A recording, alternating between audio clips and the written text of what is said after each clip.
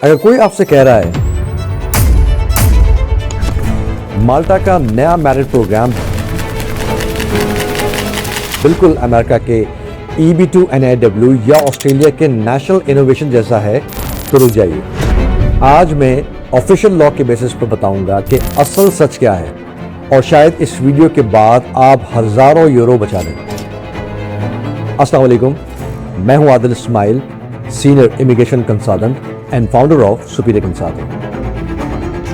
पिछले कुछ हफ्तों से सोशल मीडिया पर बहुत सी वीडियो चल रही हैं जहां माल्टा सिटीजनशिप बाय मेरिट को EB2 NIW और ऑस्ट्रेलिया के नेशनल इनोवेशन वीजा से कंपेयर किया जा रहा है, लेकिन रियलिटी इससे बिल्कुल मुख्तलिफ है। सबसे पहली बात, माल्टा सिटीजनशिप बाय मेरिट कोई इमिग्रेशन प्रोग्राम ही नहीं है।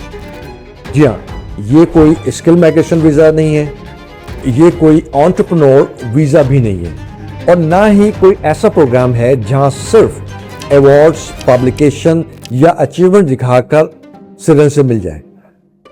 इस प्रोग्राम का मकसद सिर्फ उन अफराद को रिकॉग्नाइज करना है जिन्होंने माल्टा या इंसानियत के लिए एक्सेप्शनल कंट्रीब्यूशन दी है, या जिनकी नेचुरलाइजेशन माल्टा के नेशनल इंटरेस्ट में हो।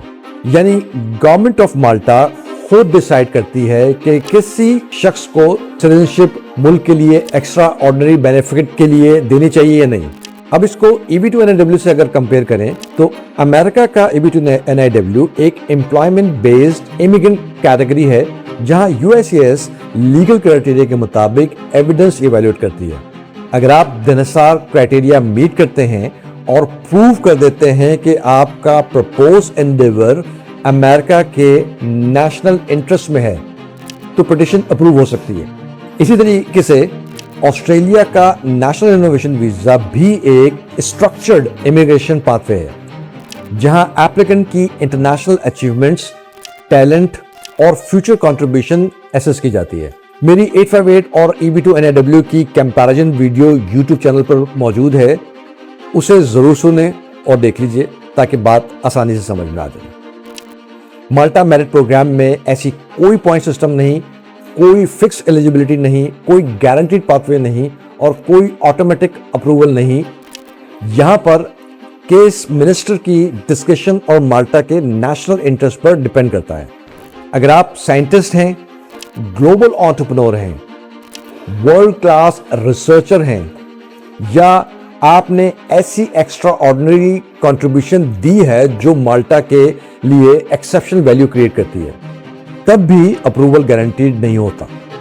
इसलिए अगर कोई कंसल्टेंट आपसे कह रहा है कि EB2 NIW जैसी प्रोफाइल है तो माल्टा मेरिट भी अप्रूव हो जाएगी, तो ऐसी बात ऑफिशियली लॉ के मुताबिक बिल्कुल नहीं है। इमिग्रेशन डिसीजंस हमेशा ऑफिशियल लेजिस्लेशन और गवर्नमेंट पॉलिसी की बेसिस पर लेना चाहिए, सोशल मीडिया के वायरल क्लेम्स पर बिल्कुल नहीं।